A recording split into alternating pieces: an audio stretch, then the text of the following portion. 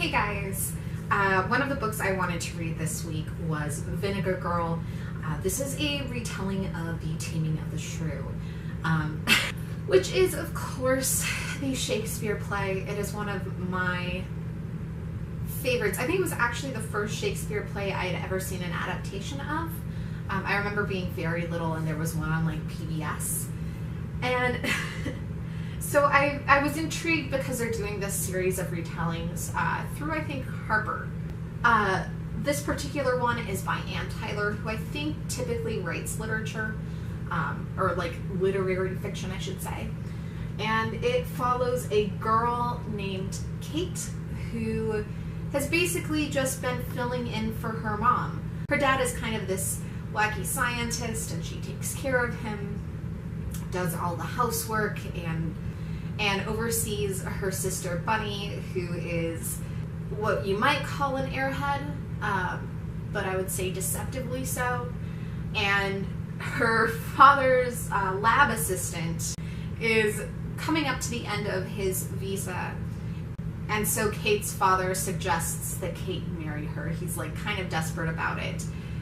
His research has kind of hit the point where he says it's kind of a make it or break it moment, and he's desperate to keep Piotr around. Kate, of course, doesn't like him. Not really. Like, she's just one of those people who's very blunt and to the point, and Piotr is very enthusiastic and a little, at the same time, domineering, and Kate doesn't really appreciate being sold off as chattel. Like, it's not something she wants. But eventually she, of course, agrees to it, and, you know, it follows the rest of the arc fairly closely. You know, being a retelling and an American retelling at that, it, of course, has a happy ending. Spoilers. I wish I liked this one a little bit more. I think it's very true to the original Shakespeare story, and some of it I really like, particularly Bunny's character. There's a lot of mention of her using uptalk, and there's actually a lot of subtlety to the way that Tyler addresses Bunny's kind of infantilization. I think Kate is very likable. She has a lot of self-reflection and a lot of self-awareness, I think, despite the fact that she's kind of blunt and doesn't fit in. I think where it falls apart for me sometimes is with the male characters, actually. There's just not a ton of talk about their motivation.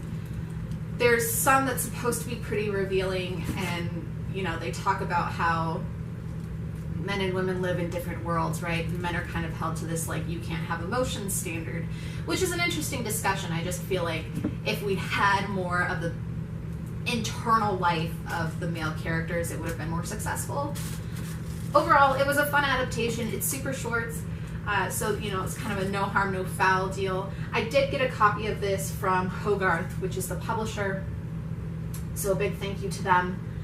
So now I'm going to have to go and watch the Liz Taylor version of Taming of the Shrew. It's always good to have an excuse to watch a little Shakespeare, right? Anyways, if you've read this, or if you know any really good adaptations of Taming of the Shrew or any other Shakespeare, I like seeing retellings, because I'm of the opinion that Shakespeare is supposed to be told in its modern setting. Yeah, I know, I'm one of those theater jerks. But I'd really be interested in hearing some of those good adaptations and being able to check those out. I'd really appreciate it. You know the drill. Comment, like, and subscribe, and I'll talk to you later. Bye.